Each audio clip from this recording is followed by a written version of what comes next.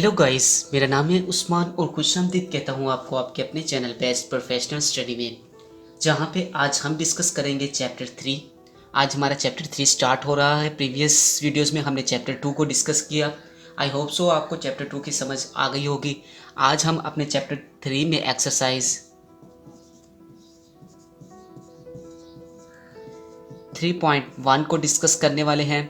लेकिन उससे पहले आपसे रिक्वेस्ट, अगर आपने अभी तक हमारे चैनल को सब्सक्राइब नहीं किया तो जल्दी से हमारे चैनल को सब्सक्राइब कीजिए, बेल आइकॉन पर क्लिक कीजिए ताकि आपको हमारी हर नई आने वाली वीडियोस के बारे में नोटिफिकेशन अपडेट्स मिलती रहे। I hope so you all will be fine because we meet after a long time. हम एक तकरीबन आफ्टर 1 मंथ के बाद मिल रहे हैं, हमारी मुलाकात हो रही है। तो उम्मीद करता हूँ आप तमाम दोस्त खैरियत से होंगे। कुछ मसाइल की वजह से आपके सामने ना आ सका और वीडियो ना बना सका, लेकिन जो ही फारिग हुआ, कुछ कम हुई मसरूफियत, तो कोशिश की कि आप दोस्तों के लिए दोबारा से स्टडी कंटिन्यू की जाए ताकि आप घर बैठ के ऑनलाइन स्टडी कर सकें। तो चलिए, आप क्वेश्चन नंबर 1। और ये बेस्ट प्रोफेशनल स्टडी ही एक ऐसा प्लेटफॉर्म है जहाँ पे आपको ऑनलाइन स्टडी लेक्चर्स प्रोवाइड किए जाते हैं रेगुलर डेली तमाम क्लासेस के। तो आप इसको सब्सक्राइब लाजमी कीजिए। क्वेश्चन नंबर 1 और एक्सरसाइज 3.1 साइंटिफिक रोटेशन में आपने इसको कन्वर्ट करना है 5700। अब सबसे पहले तो साइंटिफिक नोटेशन के बारे में आप जान लीजिए कि साइंटिफिक नोटेशन क्या होती है और इसको किस तरह से लिखा जाता है। n मल्टीप्लाई बाय 10⁻n, ये आपकी क्या है, एक साइंटिफिक नोटेशन है। अब n क्या होगा, n आपका शुड बी ग्रेटर देन 0 होना चाहिए, ना ही 0 होना चाहिए ना ही 0 से कम होना चाहिए। 1 हो, 1 से ज़्यादा हो तो कोई बात नहीं, लेकिन 0 ना हो, शुड बी ग्रेटर देन 0 होना चाहिए। और 10⁻n, 10 तो आपका, ये तो आप जहन में बिठा ले, ये तो आपका आएगा ही आएगा। n की पावर आपका पॉइंट्स जितने डेसिमल रिप्लेस होगा left hand side right hand side, वो आपकी n की वैल्यू होगी। सिंपली फार्मूले को जहन में बिठाइए, ज़्यादा गौर ना कीजिए, क्वेश्चन करेंगे आपको समझ आ जाएगी। अब यहाँ पे क्वेश्चन नंबर 1 का पार्ट 1 आप देखिए अपनी बुक में, तो आपको यहाँ पे 5700 दिया गया है। अब अगर तो आपको पॉइंट क्वेश्चन के अंदर गिवन हो, मिसाल के तौर पे 5.700, तो क्या ही बात है कि पॉइंट गिवन है, हम क्या करेंगे, इसको लेफ्ट साइड पर रिप्लेस करेंगे, यहाँ पे ले आएंगे सिंपल, और जितने हमने रिप्लेस किया उतने हम 10 की पावर लिख देंगे। लेकिन यहाँ पे आपको पॉइंट गिवन नहीं है। जो ही आपको पॉइंट गिवन ना हो, परेशान नहीं होना, पॉइंट आपका लास्ट में होता है, रिप्लेस कर रहा होता है। अगर क्वेश्चन के अंदर ना हो तो पॉइंट कहाँ पे रिप्लेस कर रहा होता है, लास्ट में रिप्लेस कर रहा होता है, जहन में बिठा ले बात। अब आपका पॉइंट कहाँ पे रिप्लेस कर रहा है, लास्ट पे। सबसे पहले तो आप लिखिए 5, ये आपकी पावर आ गई n की, ठीक है। और मैंने कहा था कि लेस देन 0 नहीं होने चाहिए, ना ही 0, ठीक है जी। लेस देन 0 भी नहीं है, 0 भी नहीं है, अपना फार्मूले के मुताबिक होल्ड हो गया। अब आपने क्या करना है, पॉइंट लगाना है। अब पॉइंट कैसे आया है, पॉइंट कहाँ पे अप्लाई कर रहा था, लास्ट पे।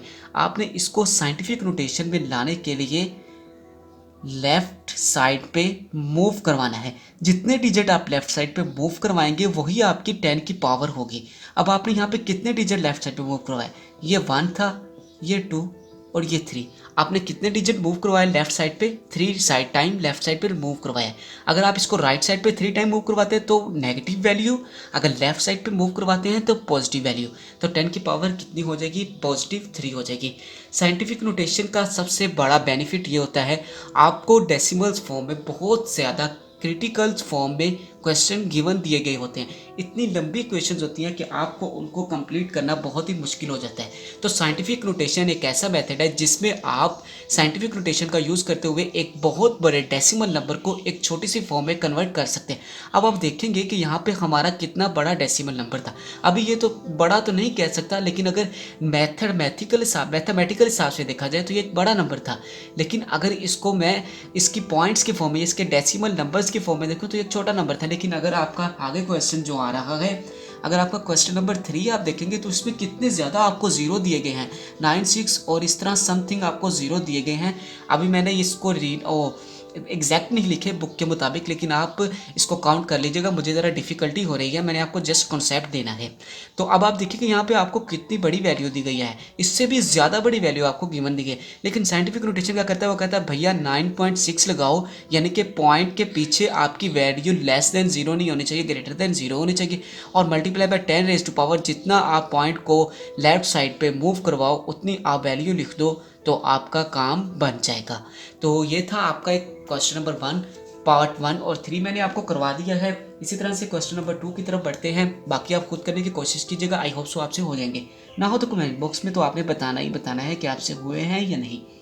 क्वेश्चन नंबर 2 की तरफ बढ़ते हैं और वो कहता है कि ऑर्डिनरी फॉर्म में, वो कह रहा है कि भैया सब पहले आपने क्या किया, साइंटिफिक नोटेशन पे कन्वर्ट किया, अब आप क्या कीजिए, इस क्वेश्चन को हमें जो ऑर्डिनरी फॉर्म में, यानी कि जो और पहले फॉर्म आपको क्वेश्चन में गिवन दी थी जिसका रोला पड़ा हुआ था कितनी बड़ी है, उसको आप दोबारा उसी बड़ी फॉर्म में कन्वर्ट करें। ले भैया तू राजी हो जा, हम बड़ी फॉर्म में कन्वर्ट कर सकते हैं। अब आपका क्या है, ये -4 है, नेगेटिव वैल्यू आपकी ग्राफ में कहाँ पे लाई कर रही होती है, ये आपका मिड पॉइंट होता है, नेगेटिव वैल्यू आपकी इस साइड पे मूव कर रही होती है। तो आपने सिंपली क्या करना है, 0.00 और 6, ये आपका सिंपली क्या हो जाएगा आंसर, क्योंकि नेगेटिव वैल्यू आपकी लेफ्ट साइड पे लाइक कर रही होती है। मैंने आपको पॉइंट पे यहाँ पे नेगेटिव वैल्यू होती है और यहाँ पे पॉजिटिव वैल्यू होती है ग्राफ की, ठीक है। ये आपका एक्स एक्सिस के अराउंड मूव, ये एक्स है और ये एक्स एक्सिस के अलोंग आपकी लेफ्ट साइड पे क्या कौन सी वैल्यू होती है, नेगेटिव वैल्यूज होती हैं। तो आपने सिंपली क्या करना है, उतने जीरो रिप्लेस कर देने हैं और लास्ट में आपका जीरो। अब आपने ये नेगेटिव इस साइड पे रिप्लेस होंगे, जीरो इस साइड पे, ठीक है, 4 टाइम इस साइड पे रिप्लेस होंगे, ओके। और ये आपका था एक सिंपल सा क्वेश्चन जो आपको मैंने करवा दिया। आई होप सो आपको क्वेश्चन नंबर 1 और 2 की समझ आ गई होगी। एक्सरसाइज 3.1 आपके कंप्लीट। आपने इसके तमाम तर क्वेश्चन खुद करने की कोशिश करनी है, कॉन्सेप्ट यूज़ कीजिएगा, ज़्यादा क्रिटिकल नहीं है लेकिन ज़्यादा आसान भी नहीं है। अगर आप इस फार्मूले को फॉलो करेंगे तो आपके लिए आसान बन जाएंगे। तो आप इन सब को ट्राई कीजिएगा और इंशाल्लाह नेक्स्ट वीडियो में मिलते हैं। तब तक के लिए आप चैनल को सब्सक्राइब कीजिए, दुआओं में याद रखिएगा, अपना ख्याल रखिएगा। अल्लाह हाफिज़।